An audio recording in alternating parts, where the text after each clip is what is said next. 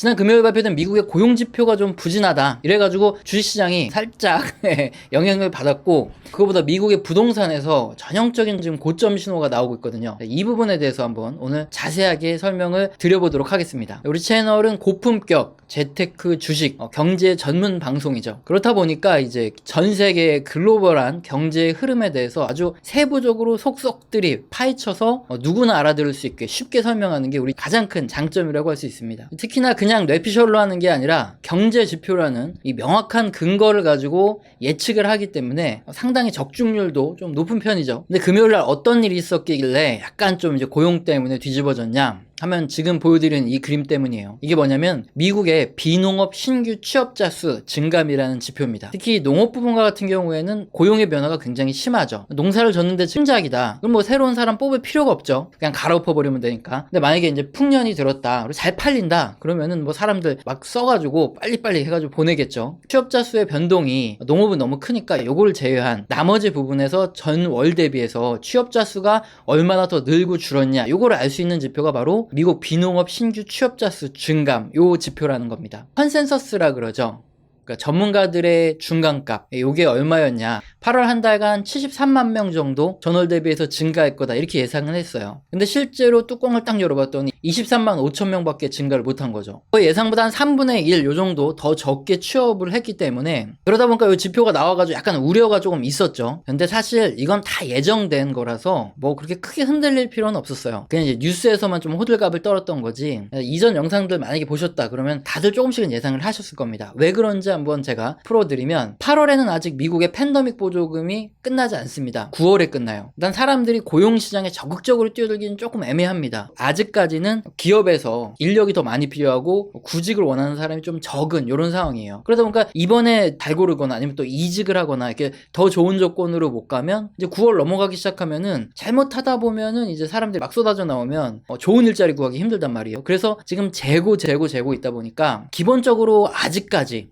8월에는 고용이 그렇게 크게 늘어날 소지는 조금 적어요. 그리고 여기다가 여러분 다 아시겠지만 델타 변이가 확산이 됐죠. 그렇다 보면은 이게 서비스업이죠. 대면 업무 이런 쪽에서는 당연히 고용이 감소할 수밖에 없습니다. 이게 저의 뇌피셜이냐 아니면은 경제 지표에 그렇게 나오느냐 세부적으로 한번 딱 보겠습니다. 지금 보여드리는 게 이제 8월 한 달 동안 이제 미국 전체 산업 분야에서 농업을 제외하고 어느 정도의 일자리 증가가 있었냐 요걸 알 수 있는데 맨 위쪽에 보면 컨스트럭션이죠. 요거 건설입니다. 리테일 트레이드가 굉장히 많이 줄어들었죠. 그리고 또 거버먼트, 정부에서 고용이 좀 줄어들었습니다.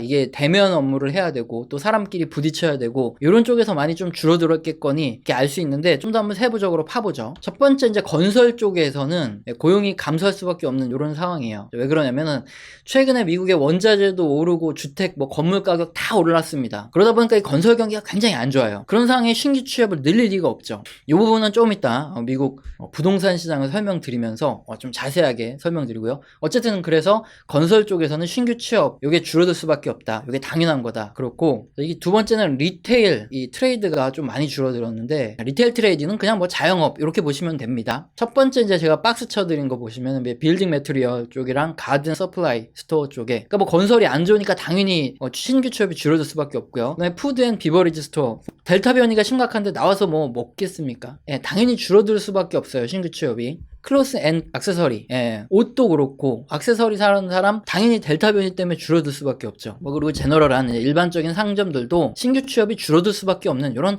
당연한 상황이에요. 새로운 사람 잘못 뽑았는데 이 사람이 델타 변이다 그러면은 나머지 사람들도 다 걸리면은 그냥 쉬어버려야 되잖아요. 그러니까 그리고 일단 사람들이 또 잘 안 돌아다니니까 모집 공고를 띄워놔도 누가 오지를 않아요. 그러니까 좀 신규 취업이 좀 줄어들 수밖에 없다. 이건 델타 변이 영향이 가장 크다 이렇게 보시면 되고 물론 아직도 팬데믹 보조금이 나오니까 그런 영향도 있습니다. 다음으로 이제 정부 쪽 일자리를 이렇게 세부적으로 한번 보면은 스테이트 거버먼트에서 일자리가 크게 많이 줄어들었어요. 이게 주정부죠. 그럼 주정부에서 뭘 많이 줄였냐? 이거를 한번 세부적으로 봤더니 에듀케이션 쪽, 그러니까 주정부의 교사들을 좀 줄였다. 그러니까 줄인다기보다는 신규 취업을 좀 감소시킨 거예요. 비대면 교육 때문에 그런지 잘은 모르겠습니다. 혹시 미국에 계신 분 주정부에서 교육 쪽 신규 취업자를 조금 줄였다. 이게 무슨 의미인지 혹시 아시면 댓글로 좀 남겨주시고요. 데이터를 딱 뜯어봤더니 어떻습니까? 아니라 우리가 이미 예상할 수 있는 상식 그대로예요. 당장은 이제 인력을 구하는 기업들이 더 많고 노동을 한 사람이 갑의 입장이죠. 그래서 이직이 굉장히 많아요. 그러니까 최대한 좀 좋은 일자리 구해보려고 이제 면접은 하더라도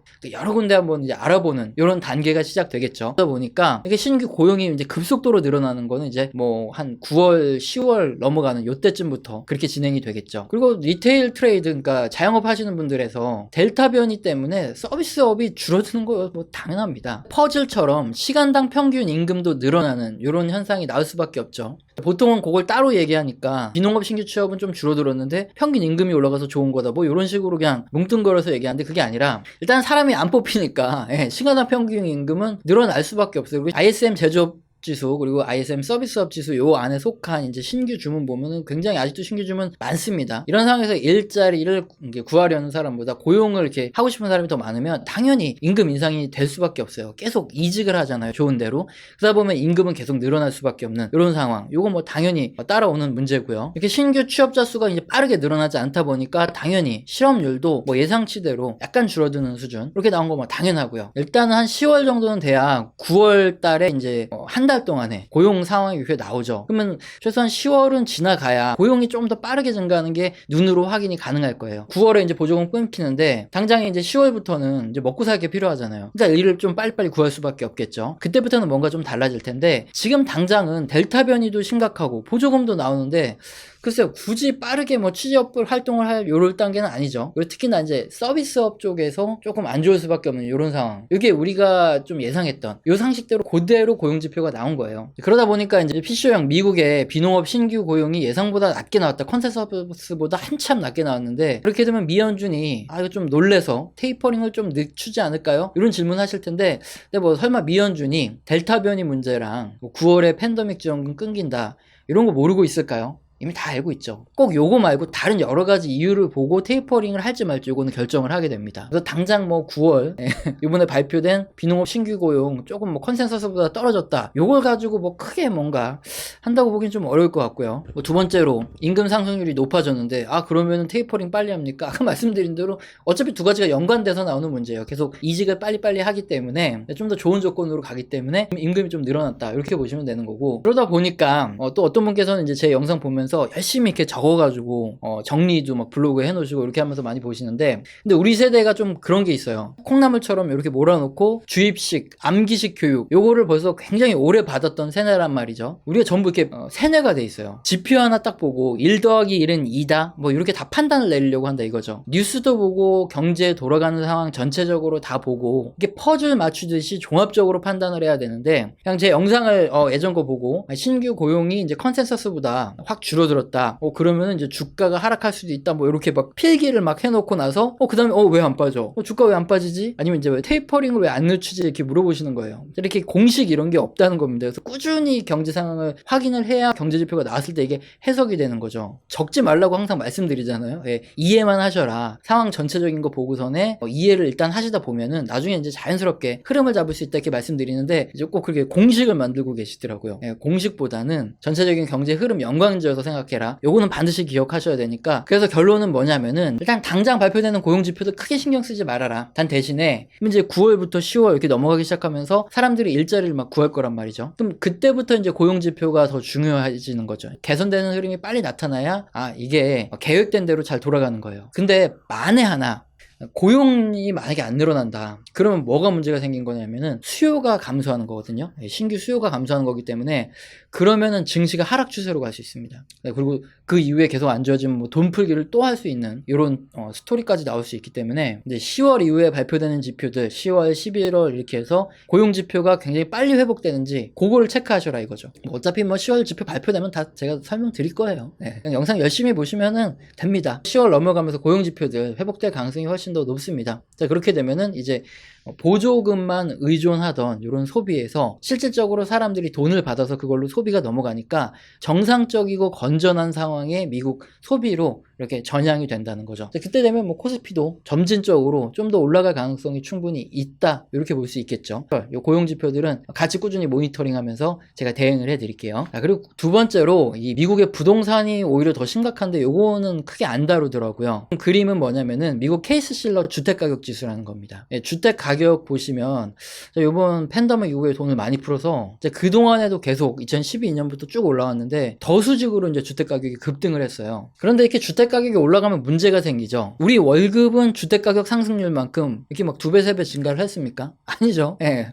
물가 상승률만큼도 증가를 잘 안 해요. 근데 주택 가격이 이렇게 비싸졌다. 그럼 소득 대비해 가지고 주택이 너무 비싸니까 사려는 사람이 확실히 줄어듭니다. 여기다 원자재 가격이 올라가고 뭐 주택 가격은 더 올라가고 이러다 보니까 현재 실제 건설업체들이죠. 미국의 건설업체들 경기가 뭐 그렇게까지 좋진 않아요. 이게 미국 신규 주택 판매거든요. 그런데 그림 보시면 2021년 올해 초에 고점 찍고 지금 신규 주택 판매가 계속 감소하고 있어요. 이게 바로 전형적인 고점의 신호입니다. 이렇게 주택 가격이 계속 올라가다가 어느 순간 좀 끝도 없이 많이 올라가요. 그러는데 구매량, 그러니까 거래량이 굉장히 크게 줄어드는 거죠. 비싸서 살 사람이 거의 없다는 소리예요.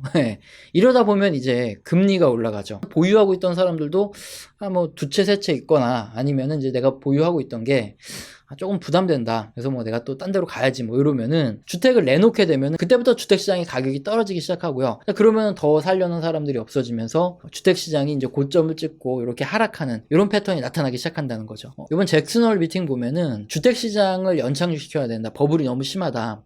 이렇게 해서 30년 국채 관련해가지고 여기서부터 테이퍼링을 시작한다, 이런 얘기가 있었거든요. 그러니까 지금 보여드리는 이 30년물 국채 금리가 위에 거고 아래 이제 갈색이 10년물 미국 국채 금리인데 30년물 미국 국채 금리에서 이제 테이퍼링을 먼저 시작하겠다는 거예요. 그럼 이 국채 금리가 좀 더 빠르게 올라가겠죠. 사람들이 보통은 뭐 한 20년, 30년 이렇게 장기로 대출을 하기 때문에 대출 금리가 올라가는 겁니다. 주택담보대출 금리가. 뭐 서서히 이렇게 진행을 해서 지금 과열되고 있는 부동산 가격을 좀 잡겠다, 이런 의미로 미연준에서 먼저 부동산 쪽을 먼저 하고 있고요.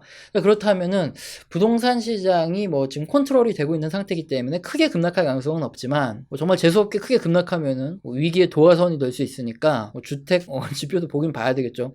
체크를 해 나가야 되는 건데, 다음 도화선은, 그러니까 경제 위기의 도화선은 미국 기업들의 과잉한 이 부채가 문제가 될 거다. 여기서 시작할 거다, 이 문제가 컸는데 최근에 부동산 가격이 너무 높게 올라가면서 부동산 위기도 또 하나의 도화선이 될 수 있다, 이렇게 보고 있어요. 소득 대비해서 너무 주택 가격이 높기 때문에, 그리고 이제 미국 주택과 같은 경우에 이제 일부 뭐 펀드라든가 일부 기업들이 좀 많이 갖고 있거든요. 그렇게 되면은 이게 이런 물건들이 쏟아졌을 때 앞서 개인들이 이제 살 수 있는 금액이 한계가 있는데 가격은 너무 많이 올랐고 그럼 뭐 조정을 받을 수밖에 없는 이런 상황이 올 수 있다는 거죠. 이런 상황으로 일단 봤을 때 그 미국 부동산이나 리츠 쪽은 이제부터 별로 수익이 좋지 않을 가능성이 좀 있죠.